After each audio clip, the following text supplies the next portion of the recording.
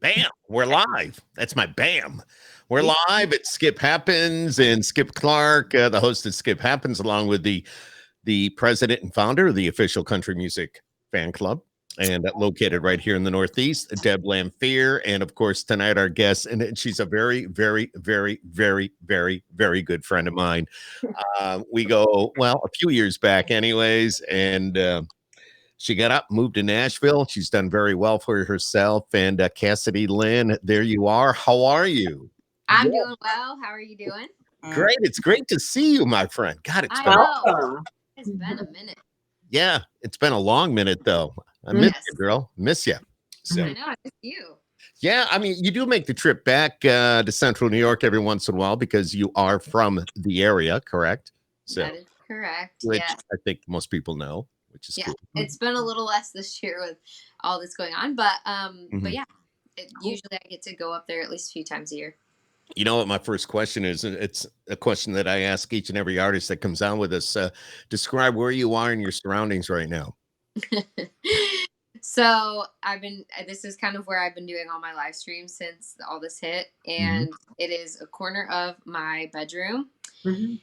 And that's because I have a little 2-year-old, and if I am performing in the middle of our living room, it will be so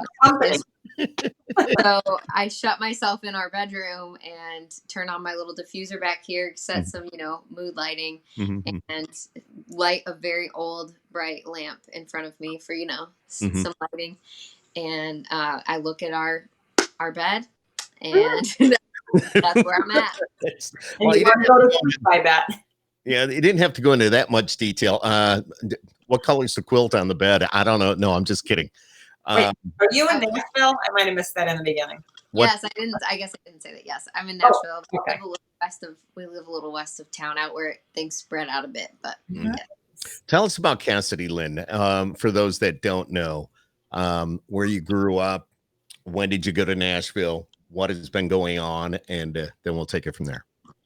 Okay. I grew up in East Syracuse, so I went to East Syracuse Manoa High School, and we moved out to the Lafayette area when I was a junior, but I did finish school in East Syracuse. They allowed me to finish because I had good grades, I guess.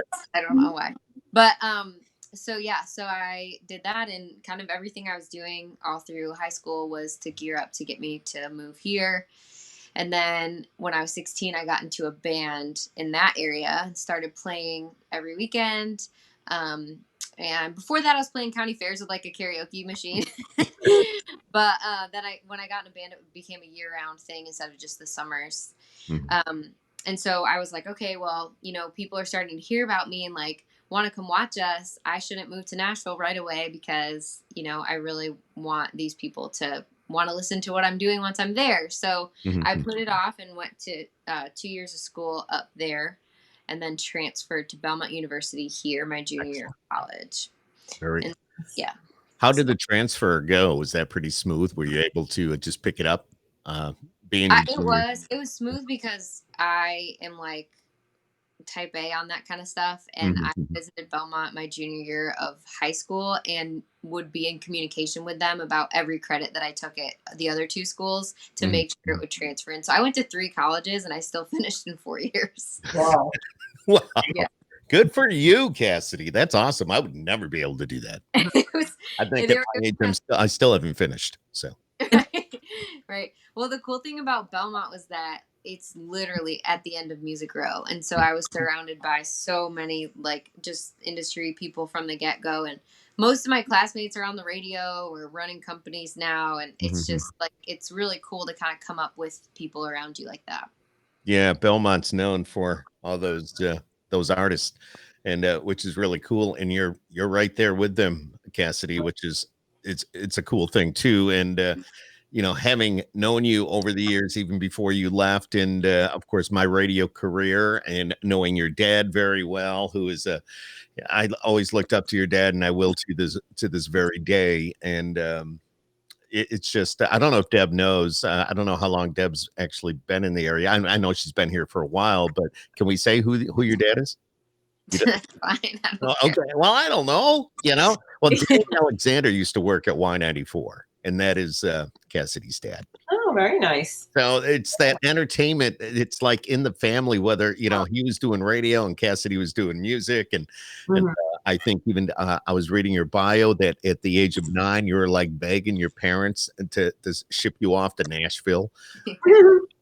So, Yeah, they're like, okay, good luck with that. Like, well, I mean, they were supportive, but they're like, yeah, we're gonna uproot our whole life for our 9-year-old.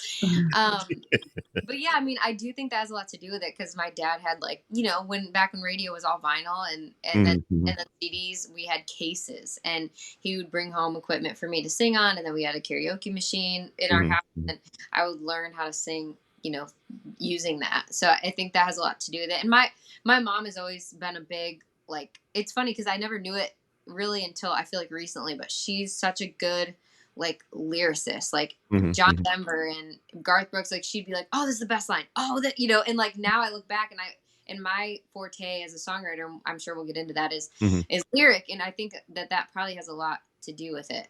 mhm. When how long ago was it that you did make the big, I know you went to Belmont, of course, but when you made that big move to Nashville, was it when you were going to Belmont, or did you come back home and then kind of say, okay, I need to go back? No, I was here for the long haul when I moved into Belmont, which was Mhm. 2008. So I've been here Oh, wow. 12 years this month, which I think kind of I know it shocks me. I think it just goes so fast. And, Yeah. I feel like it's so funny because when I got here, they're like, oh, it's a 5-year town. And I got to close to 5. And then they're like, oh, it's a 10-year town. And then I got to 10 and they're like, it's a 12-year town. And I'm like, am I just going to be chasing this forever? Like maybe, you know. Um, Yeah. but yeah, I mean, it's great.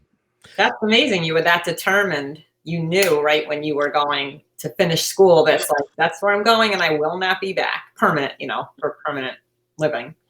Yeah, yeah. I mean, I think it was tough, but it was never like, I like the climate in Tennessee and I like the towns and I like the taxes. It was like, that's where Nashville is. And so Mhm. that's where, you know what I mean? Yeah, exactly. So, How sorry, go ahead. No, you go. Go. I I cut was you just going to say, I've come to love it as a place like that now, but off. that was obviously the reason for. Yeah.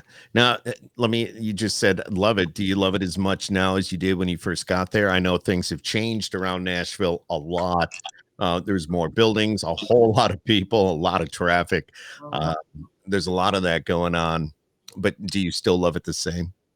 I do. I love a lot of it. There's parts of it I struggle with, like knocking down historical buildings for high Yeah. rises and Mhm. bachelorette parties. We've passed Vegas on the bachelorette parties, Right, right. which is great for the economy. But I love a lot of things about the state of Tennessee that I came to love later. There are things about Nashville, like the Ryman sitting in the middle of it, and the Mhm. station Inn being in the thick of the Gulch, like just those little gemstones that are just kind of scattered through town. That I just love all the history here. And I don't think I've ever been to I don't think I don't know, but I don't think there is a downtown of any other city that's like wooden floorboard honky tonks with live No, music. I think you would be right with that. Yeah. Yeah. Yeah. That can't be duplicated anywhere. I'm sorry. There's just Right. that special uniqueness there that when you walk downtown or walk into one of those honky tonks, there's that a feeling. You just There is. And even living here, like every once in a while, you just have to go be a tourist and just remind yourself Mhm. like where you live and how cool it is. Oh, yeah. It's crazy. I agree. Yeah. Absolutely. What about now we're all going through this, this COVID stuff, the COVID-19 and, the pandemic, and it's shut down so many cities and so many venues, businesses all throughout the country. And it's a good thing here in New York. I'm sure as you talk to your mom, you find out that we're in pretty good shape, but Nashville really, or Tennessee, is not in all that good of shape right now. One of the many. How have you coped with all that's going on as an artist, as a songwriter? In the beginning, New York was the one struggling when Tennessee Right. had low numbers. And now, like, the party buses are running in downtown and the mayor's trying to shut it down and they're trying to sue the mayor. It's But crazy. Yeah. a lot of it is just the tourist aspect where we can't stop people from coming. Not that it's everybody else's fault, but I definitely think that has something to do with the recent growth. Mhm. As far as like COVID, it's strange times when it first started because I'm such a like achiever, and Right. I'm like, Go get them. I'm like, I literally need to like achieve coloring a picture today. You know what I mean? Like, Right. just like set your bar a little bit lower. Yeah. I will say there's been some incredible stuff that the slowdown we've all experienced has been amazing for me personally, just to kind of stop and like look around and be like, okay, we're doing this, and look at your life. I mean, my husband worked from home for 8 weeks, and we had our little boy here with us during that, and that was time with him. I wouldn't have gotten like that, Sure. otherwise, because we're always rushing out the door, and I'm dropping him off and picking him up, and and when my husband picks up, I'm like staying out at shows networking, and I'm working a couple side hustles to make, and so it's just like, it was so nice to just like all be here. Right. And I started going into the studio to release new music at the beginning of the shutdown.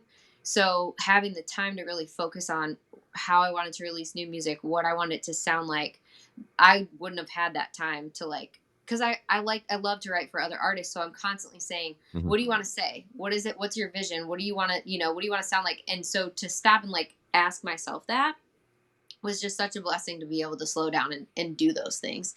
I miss playing live. Yeah, sure. We miss playing live performances. Yeah, absolutely. There's always that other side of it, though, and a lot of the other artists that Deb and I have talked to along the way, and we've talked about the whole quarantine thing. A lot of them, most of them, have said very similar to what you just said, that it's actually been pretty good, that they've been able to regroup a little bit, tweak a few things, work on their songwriting, just being in their own environment. They were able to think a little bit, maybe be a little more creative. But then they also miss that when they get out and write, that they're not in the same room and not feeling the vibes coming off of somebody else when they're writing. And so there is that part of it, but still, for the most part, they're like, okay, I got this time to regroup. I can spend more time with my family. I can write a little bit on my own. There's two sides to that, though. Totally. And I think too, like being on Zoom, I'm sure you've all used it at this point. Like you have to wait for the person talking to finish to like say something. So like you'll get excited about a line, and then you're like, and then they're not hearing you because it's getting cut up. And I think that definitely cuts into it. So it kind of forces you to sit and craft a little bit on your own, and then kind of come up with something, and then be like, okay, present it to the class, kind of thing. So I feel like it helps you craft a little more. I've gotten to, instead of having a few hours of writing be a stop along my day of meetings and shows and all that, like I've gotten to sit down and just be an artist with it. And that's been really awesome, I will say, for sure. Tell us about your songwriting. I know you've accomplished quite a bit. I remember when you got your deal. I remember you giving me the text and the phone call, and I was very excited for you. And tell us all about that, and who you're writing for, and who do you write with, and some of the songs that you've co-written that have been on the radio, which it's a pretty neat thing. So. Yeah, it definitely is. And like, just to get to go, I call it, to the other side of the radio. Like growing up, I was always like, who's writing that? Who's singing that? And now like seeing it, it's just kind of a cool thing to experience it like all around you. But songwriting is a thing I never like knew you could do for a living. And until I started to come down here a little bit right before I moved, and actually started writing at that time too, which was again in 2008. I wrote like poems and stories as a kid and had a couple things published, but so falling into it, I was just like, I saw so many artists who wrote songs for other people. And then, if you have a good voice and you're writing all these songs for other people, they're like, well, shoot, we can make money on you. Like, do you want to be an artist? It really, like, it's happened so many times. And so I was like, okay, I guess I'm gonna have to get good at this, and like, maybe get a publishing deal and hope that cruises me into a record deal. That was the goal when I first got here. Right. So, things have kind of like, I guess, evolved just a little bit for me. But so I started to pursue a deal out of college. I got a job at a Christian music publishing company on the business side. I didn't want to, it was outside of Nashville, and I wanted to keep it that way because I was like, I will not be pigeonholed as like a business. I'm a creative. Like I want to be on the creative side. And so I would take like 2-hour lunches to go have meetings with people and go play on my songs. And I'd go at 5:30 after I got off work at 5 to write all night and like learn and get better, and then like go to work the next day and just hustle it until 5 years after I moved to town. I finally was offered a publishing deal. And basically what that means for anybody who doesn't know is just that you have a partnership with a company where they pay you a recoupable draw or income, and you write songs that you turn into them, and they get a percentage of the publishing. So you're like, okay, cool, I can do this full time now, basically is the point. But because it's a recoupable draw, that basically means that before you make all your money on songs you have success on, they have to get recouped what they've spent on you. Right. Before you start to get all your money. So you want to keep your draw as low as you can, where you're not stressed out about keeping the lights on, you know, but to where you don't owe them a ton of money. Right. The whole business side is just there's so many aspects of that business in songwriting and singing and performing and then managing and then this and then that. So this is like really great information, because we do talk to artists that talk about this topic, but there's so many viewers out there. Like there's viewers that will come back and listen and watch this podcast who want to get into the industry. And that information is very valuable to them. Like, how does that side work? Because that is something I want to do. Right. People don't always know. I didn't know. I still have to go back to like my copyright law class books and be like, how does this work? It's like one person has, you as a singer-songwriter might have 10 different aspects of your business. I guess I'm at a little lost for words. You know, you might have a manager, then you have a publishing company, and then you have the songwriting end of it, and then you have it's like, how do you keep track?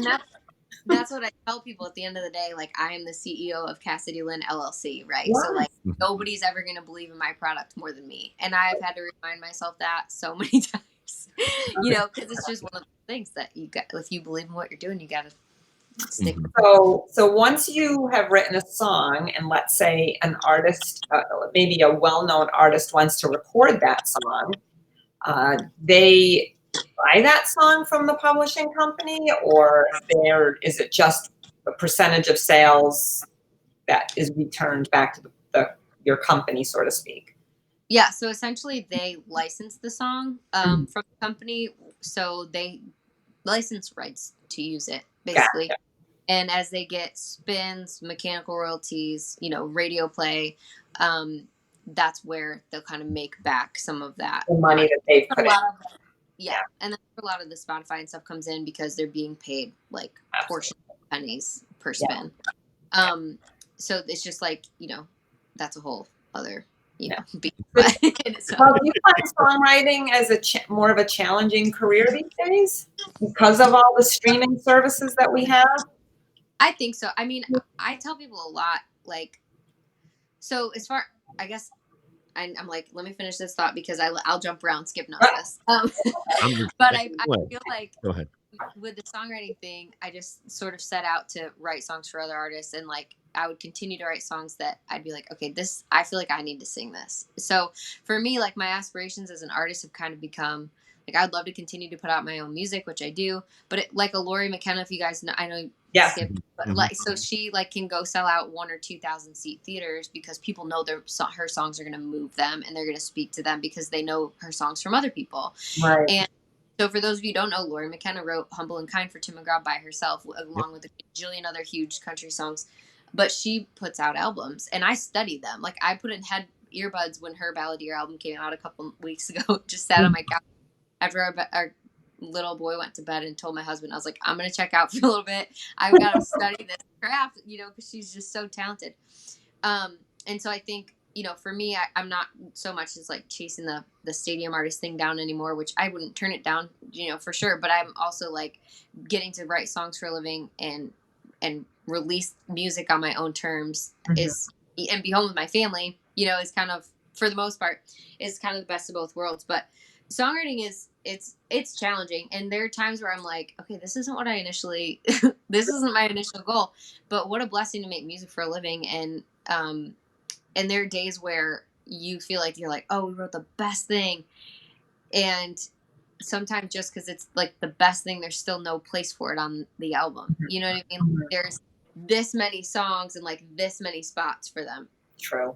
So, and that's what's hard too, because now sorry, that's how you have, that must be hard to pick and choose when you have all of these songs and this much space to put it on an album.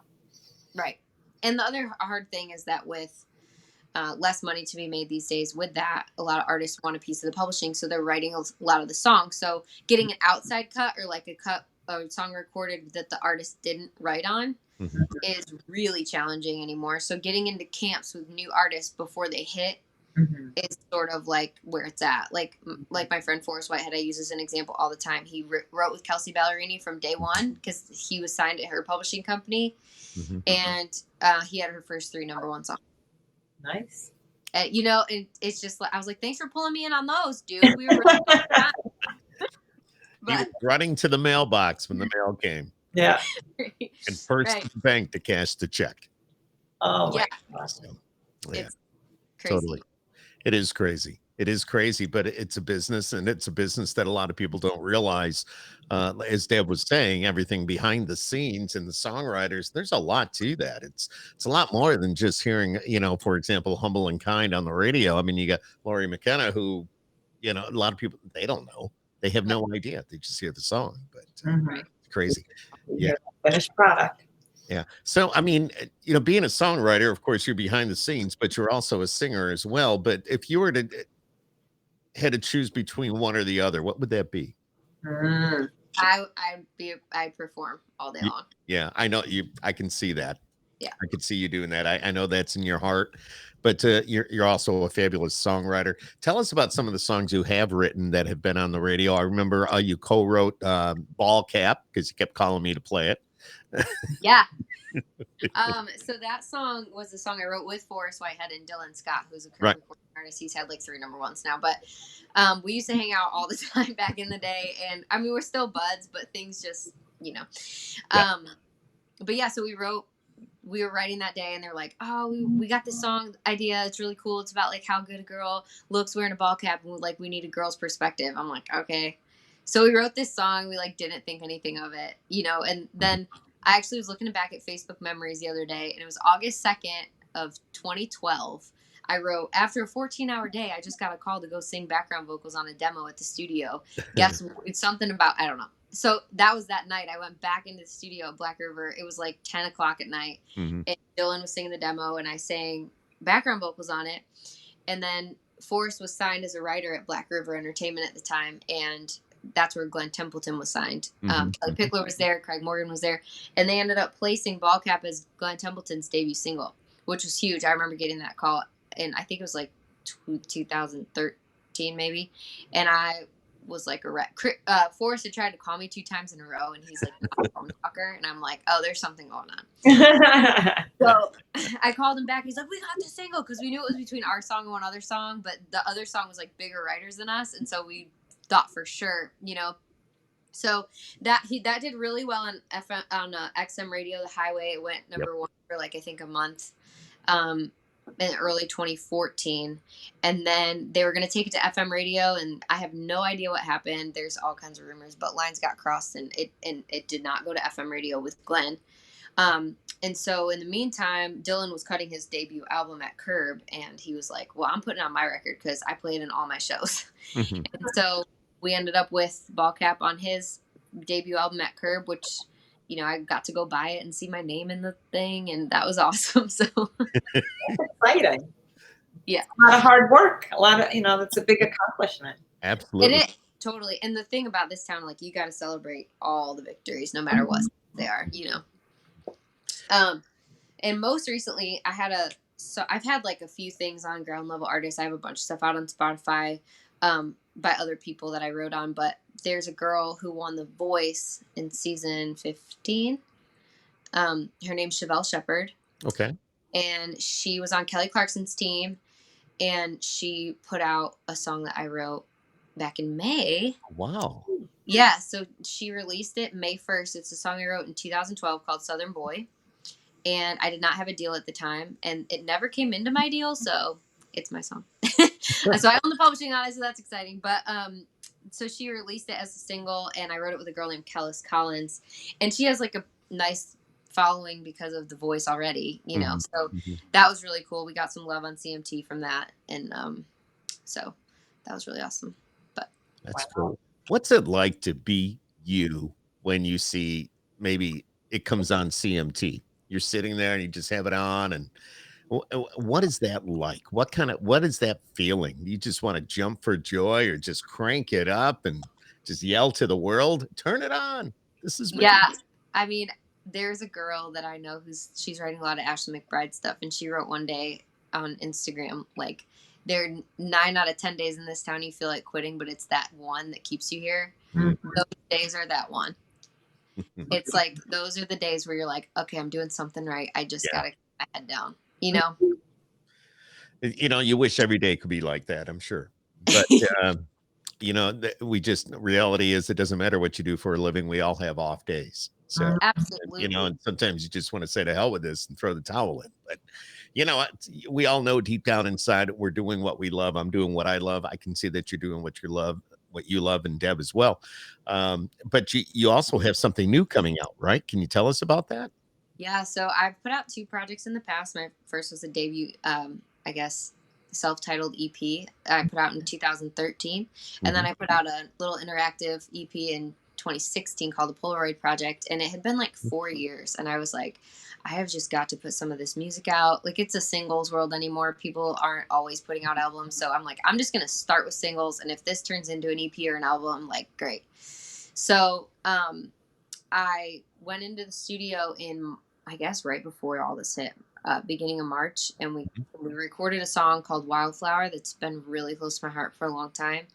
And I released that one on June 12th. I actually waited for a while because the girl I wrote it with is being looked at by Warner label, and Oh wow.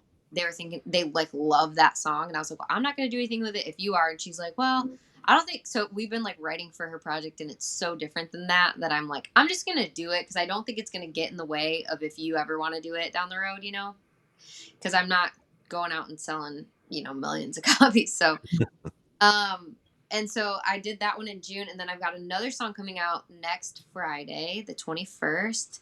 It's called Okay. We Were Drinking. Okay. And I it's like not it already.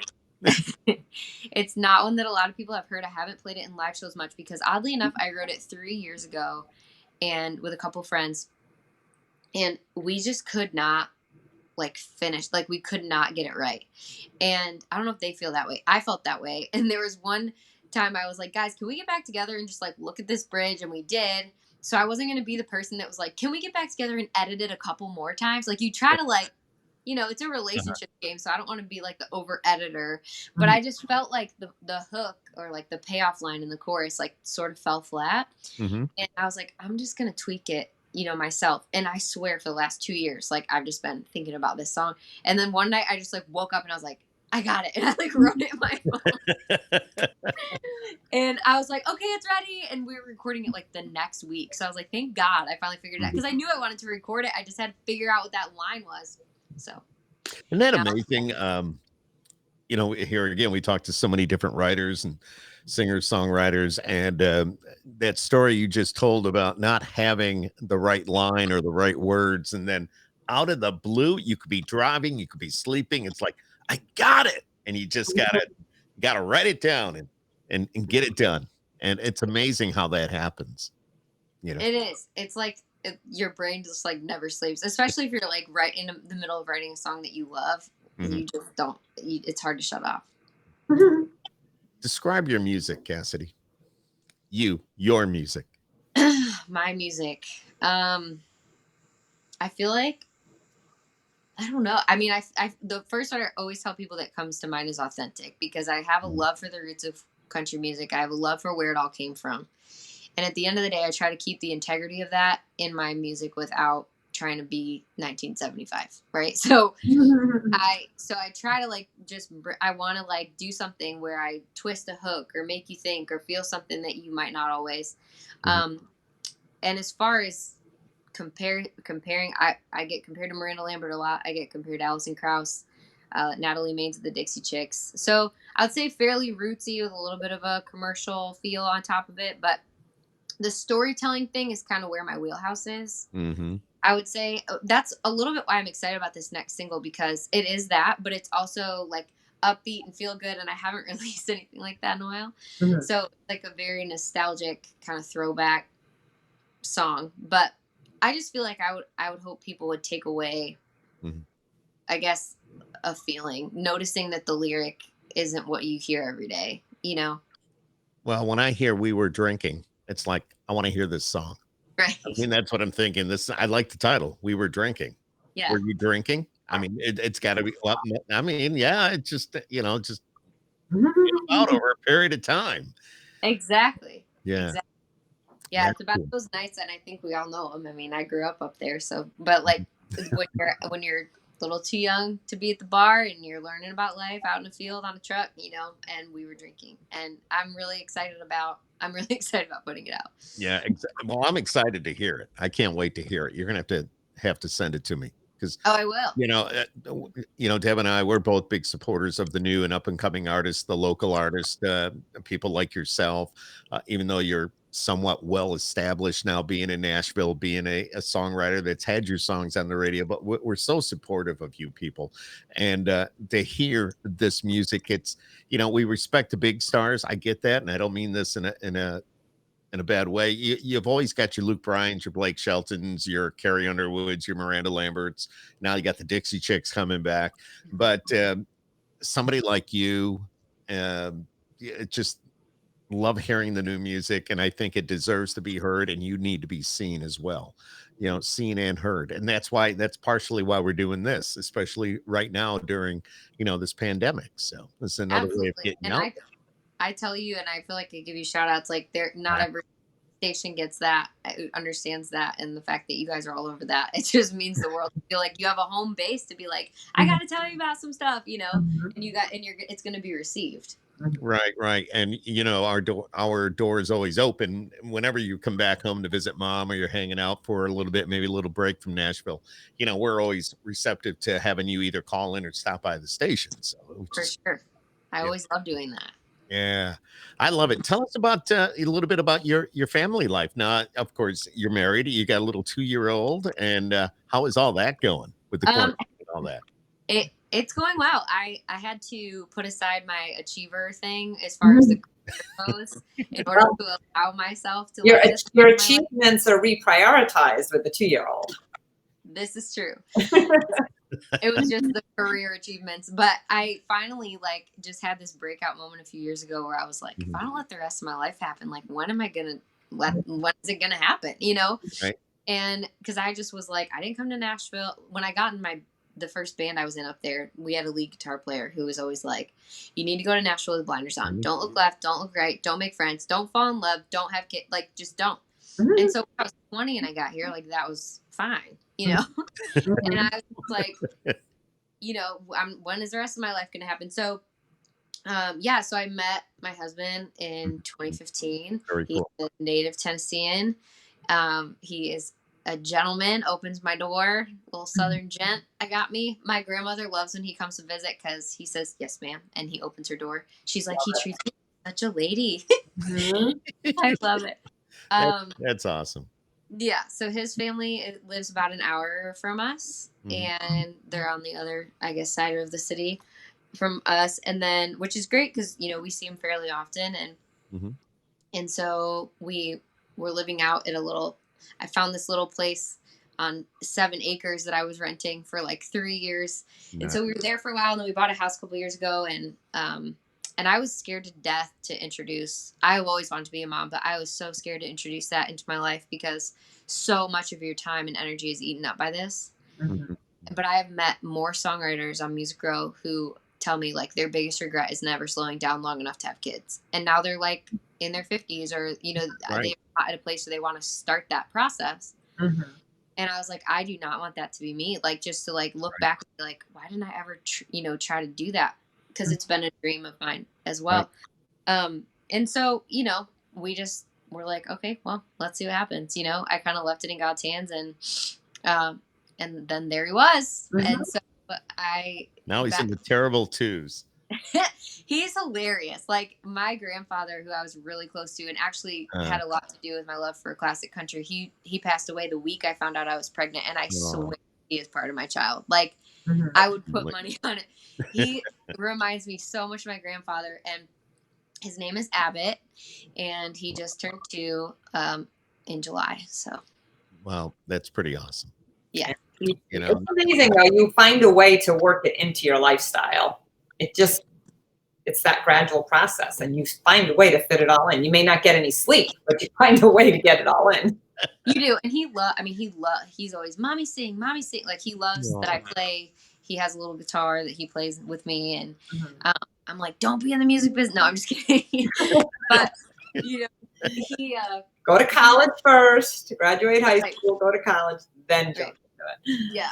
I mean, he's just really kind of a laid back kid, which is awesome. And he's been great. I mean, it's just one of those things where it's a balancing act. So, like, my husband will pick up a couple nights a week because I'm playing a gig one night and I'm out networking another night. But most nights I'm flexible enough with my writing schedule that I can go get him and be with him quite a bit in the afternoon and all that. So it works. I love it.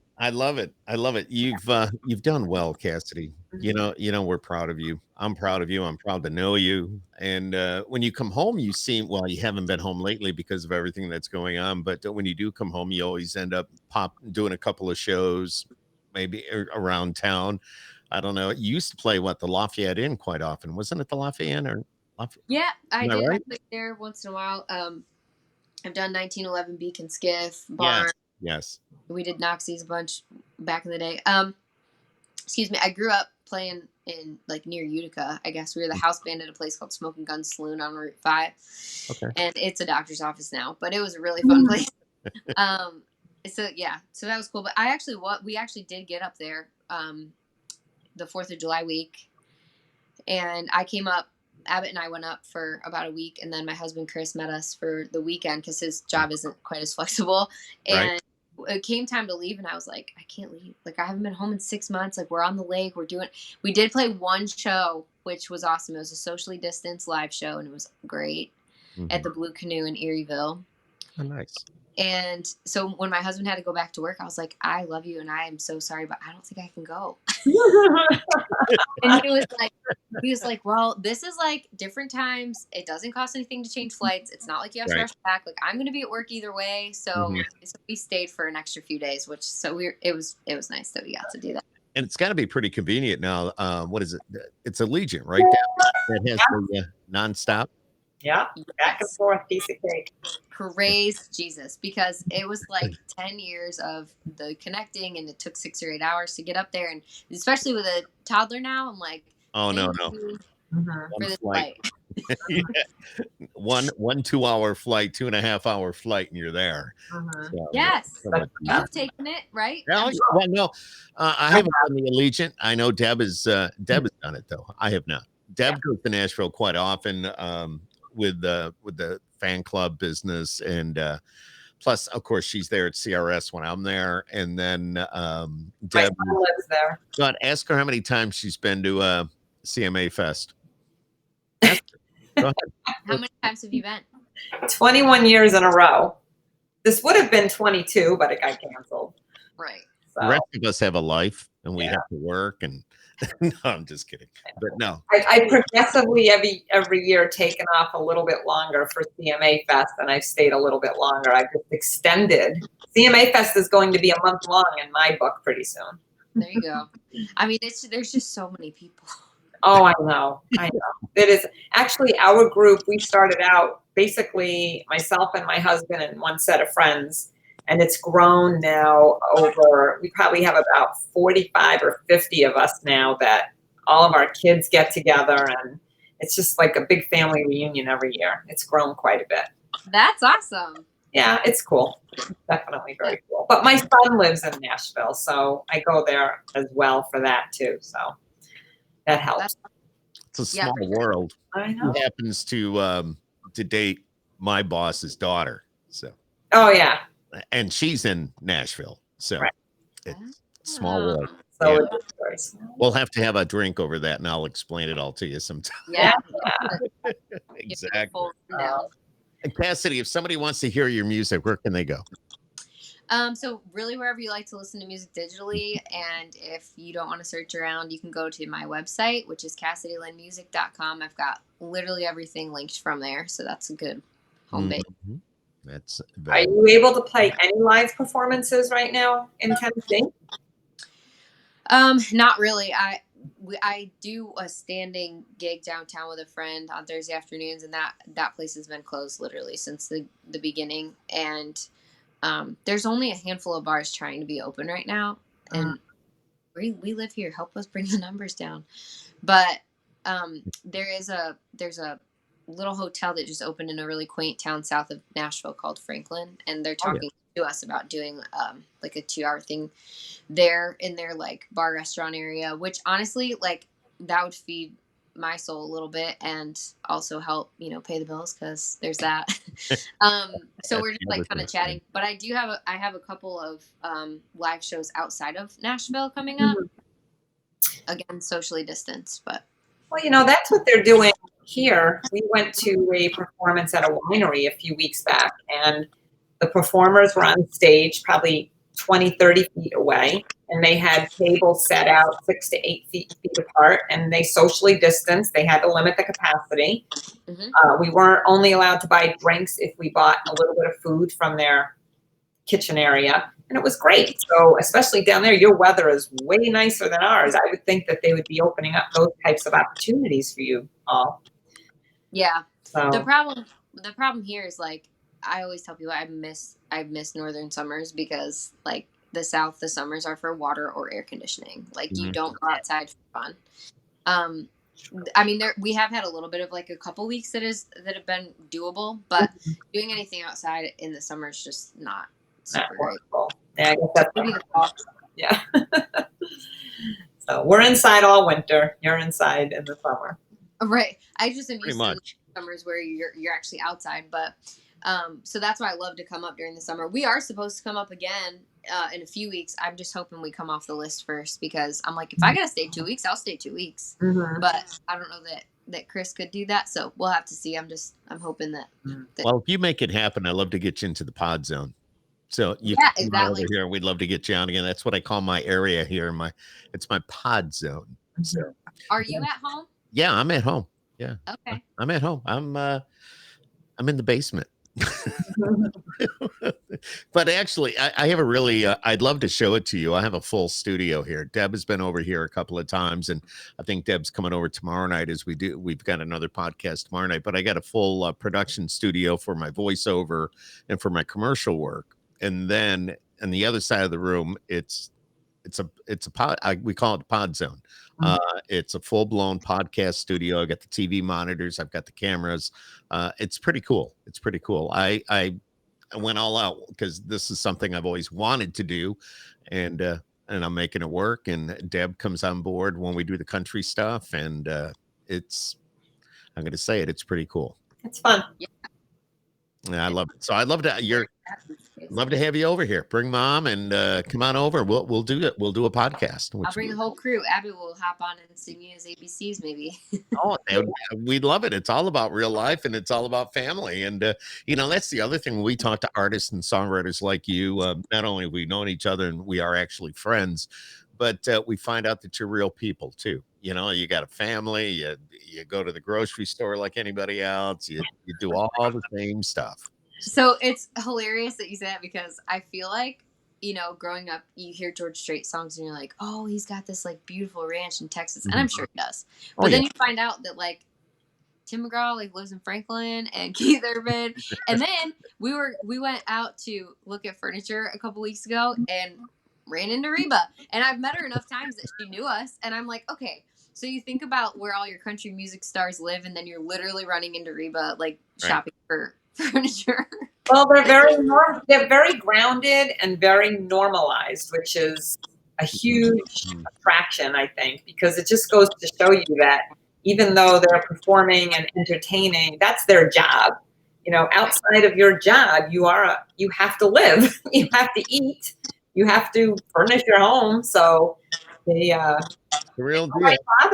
Nobody bothers the artists out there that I've ever seen.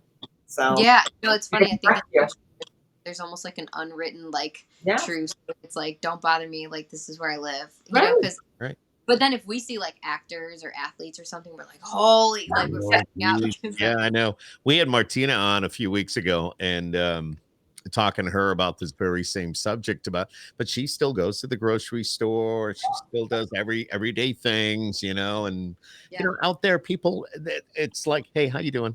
And they just go about their business, Yeah. So There that's the way it should be. one day I was writing at Warner and I ran into Chris Stapleton in the hallway and it was all I could do to just, but then they have like this badge system where when you go in the restroom, you need to take the badge because they want to filter people like through when they have events and stuff. So you have to take the badge or you're locked in, or then you have to go like around the whole building. It's a long story. So I had the badge and another woman came in and I was like, hey, do you want me to leave this in here for you? Like once I scan it so you're not locked in. And she's like, oh my goodness, yeah, will you? And I was like, sure. And she came out and it was Marty from the Dixie Chicks. And I was like, no.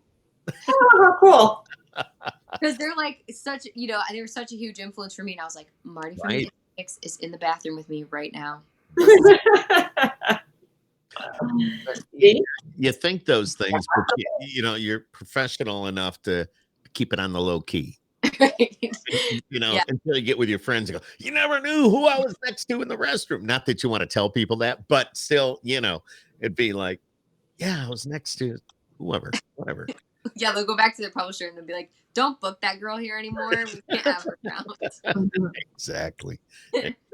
So things are going real well for you. And it's good news. It's good to hear. And, like I said, you and I, we've been friends for a while and we go back a little bit and, we don't see each other as much as we'd like to because you're there and I'm here and I'm doing the radio thing here and you're doing the music thing there. But, I just, to know you and to know what you're doing. And when I hear, like, for example, when you said Ball Cap wasn't really sent to FM radio, but I had it at the Wolf and I would play it on occasion. You did. And every time I did that, I went, yeah, that's a Cassidy is part of that. That's cool. And it was a great song. It was a fun, upbeat. It was a good song. Yeah. Thanks. I even, because working for the Syracuse Mets, used to be the Syracuse Chiefs. I gave him that song. I hope you don't mind. I said, here, you should play this once in a while. So I don't know what came of it, but I did give it to him. So that's awesome. Thank you for doing that. It's that kind of stuff that like makes a difference too. They, I guess, had a plan with the producer, Glenn Templeton's producer, James Stroud, who they like went through and did 60 some recordings of, because there's a line in it that says she don't know a thing about the Braves. Oh, yeah. And they went through and did all the major league teams because they were going to push it that season. I think something happened with the label and the artist because like none of the plan happened. So we were like all geared up, for it. And that's why they say like, don't let your highs get too high and don't let your lows get too low. Because you never know. And everybody that I know who's had a number one song, which that's like the next thing I'm chasing, like I'm, is like on another artist, obviously. But everybody who's had one, they're so worried about the next one. It's like, cool, like, awesome, I got that. Like, now when can I recreate that and make that happen again? So it's just one of those things where I don't feel like there's ever a day on the calendar where you go, wow, I've made it. Even for like Carrie Underwood, because she tours her butt off and she hasn't won Entertainer of the Year in how many years? And I feel like she probably feels that way on that level. And there's people on my, all over the place where you're constantly chasing the next thing. So it's like, you just have to stop and be like, okay, look at what you've done. I have to remind myself of that all the time. Right. And there's going to be more, but just kind of keep everything in check too. Right. Because I've had a few album cuts on well-known artists and they've been heard and that's incredible. And I'm over here like, okay, number one song. And it's just like, let's stop and look and see like how far you've come and all that you've done since you've been here. And so, I feel like that's so important. And if anybody is listening who wants to try to do this, like, I feel like that would be my biggest piece of advice is just to like celebrate every single victory, no matter how small. And you said it because I always ask if you could give somebody some advice, what would it be? And there it is. So absolutely. Yeah. So we were drinking being the new single. Are you pushing that yourself or do you have a team that's putting that out there to radio? So I'm releasing it as an independent artist. So I don't have like a radio push. Right. I do have a PR company that's working alongside me to help get exclusive premieres, song reviews, things like that. And for Wildflower, my last release, they actually did send it to some radio folks because they just believed in the song, and they loved it, and they put it on a few, like it sounded like something like the what's the show that you've streamed it through to, where like a bunch of radio stations will stream it, but it doesn't happen there. It's like a morning show. Anyway, you know what I'm saying? Like it was one of those. I do know what you're saying. I'm trying to think what you call it. I'm having a brain fart right now. Right. Yeah, like a syndicated something. I don't know, but like basically they picked it up for this one thing that goes through all these stations around the country, and they like kind of spread it through there. So it did get some radio play, and is still, as far as I know. And then there were like some local things here where I did like a TV appearance and things like that. So that's certainly helping. And one thing I'm trying to kind of do and also figure out is the Spotify algorithm thing, because the more you get playlisted, the more you get heard. Yeah. But you only get playlisted if people are spinning your song, pre-saving it. So tomorrow, y'all, I'm putting out the pre-save link for the new song. Hop on my Instagram or Facebook, pre-save it, and then spin it, even if you turn the volume all the way down once it comes out. How does Shazam play into something like that? I don't have any idea.